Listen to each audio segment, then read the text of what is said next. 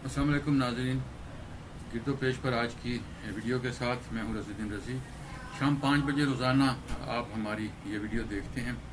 अगर आपने अब तक गिरदो पेश को सब्सक्राइब नहीं किया तो इसे सब्सक्राइब कीजिए, बेल आइकन को क्लिक कीजिए ताकि हमारी अपडेट्स आप तक बाकायदगी के साथ पहुंचती रहें।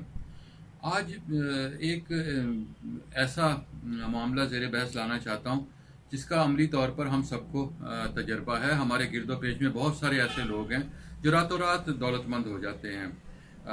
हमें पता नहीं होता कि उनकी आमदन के ज़राए कैसे हैं, वो क्यों एकदम अमीर हो गए। मैं अमूमन नाम नहीं लेता होता लोगों के, और लोगों को ये शिकवा होता है कि मैं नाम क्यों नहीं लेता। नाम इसलिए लेना मुनासिब नहीं होता। तो एक तो मकसद किसी की ज़ाती किरदार कशी नहीं है, एक मजमूई रवैये होते हैं और ऐसे किरदार हमें गिरदो पेश में अमूमन मिल रहे होते हैं। सो जो लोग हमें हमारी बहादुरी देखना चाहते हैं वो खुद बहादुरी का मुजाहरा करके, जिन लोगों के हम नाम नहीं लेते, वो कम से कम कमेंट्स में उनके नाम ले दिया करें ताकि उनकी बहादुरी भी सामने आ जाए कि हम तो जिस हद तक बहादुर हैं हमें इसका इदराक है। मैं जिक्र ये करना चाह रहा था कि हमने मुल्तान में एक साहब को पकौड़े बेचते देखा।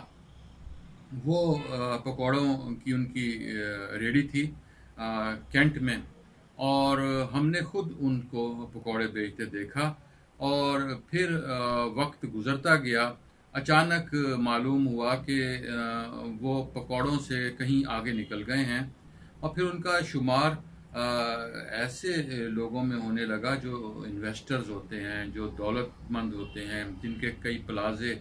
उन्होंने ऐसी नामुमकिन काम भी कर दिखाए कि हैरत होती थी लोगों को। मसलन कुछ ऐसे प्लाजे, कुछ ऐसी इमारतें जिन्हें गिराया नहीं जा सकता था, जिन्हें ख़रीदा नहीं जा सकता था, उन्होंने वो ख़रीद ली। उन्होंने ताकतवर लोगों की इंतखाबी मुहिम में पैसे लगाए। उनको जब ज़ाहिर है आप किसी की इंतखाबी मुहिम में पैसे लगाते हैं तो फिर आप उससे कमाते भी हैं।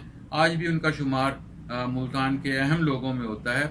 उनकी सियासी वाबस्तगियाँ हैं, पार्टी वाबस्तगियाँ हैं, और लोग उनसे डरते भी हैं, उनका एहतराम भी करते हैं।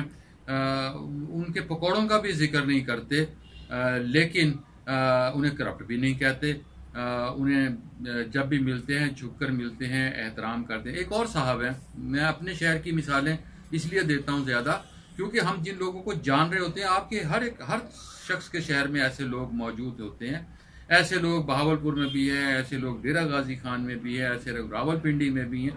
हर जगह ऐसे लोग मौजूद होते हैं कि जिन्हें हमने देखा होता है कि वो ज़ीरो से मेहनत करने में तो कोई आर नहीं, ना मकसद ये तज़हीक करना है, लेकिन ये हैरत अंगेज़ काम जो है कि आप पकौड़े बेचते बेचते करोड़पति बन जाएं और अरबों में खेलने लगें और किसी को पता भी ना चले कि आपका ज़रिया आमदन क्या है।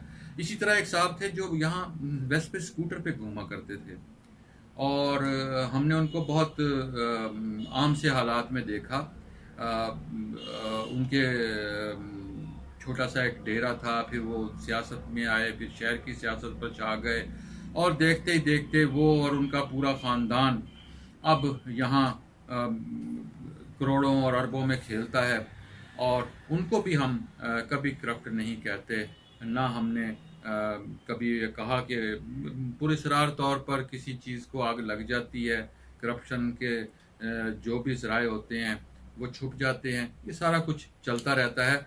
सो ऐसे लोग, अब जिस बात की तरफ मैं ये सारी मिसालें देकर, सिर्फ 2 मिसालें मैंने दी हैं, इन मिसालों के बाद मैं एक और चीज़ की तरफ जो मैं आज बात करना चाह रहा हूँ वो ये है कि जब इनमें से किसी से पूछा जाए कि जनाब आप तो पकौड़े बेचते थे, आपकी तो गंडेरियों की दुकान थी, आपका तो छोटा सा परचून का काम था, आप तो ठेला लगाते थे, तो फिर ये आप अचानक फिर वो कहानी सुनाते हैं। वो कहानी सुनाते हैं कि हाँ भाई, मैं देखो जी, मैं आपके सामने है मेरी ज़िंदगी, तो मैं तो एक छोटा सा काम करता था, मैं ठेला लगाता था, मैं यूं करता था, मैंने बड़ी मेहनत की, यूं किया, 1990 तक तो मैं ऐसे करता रहा।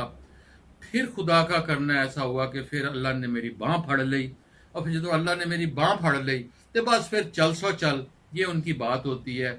और फिर यहाँ हम जब ये सारा किस्सा सुन रहे होते हैं तो हम हैरत से दोस्तों से पूछते हैं कि यार मुझे ये समझ नहीं आई कि अल्लाह ताला करप्ट लोगों का ही मददगार क्यों होता है।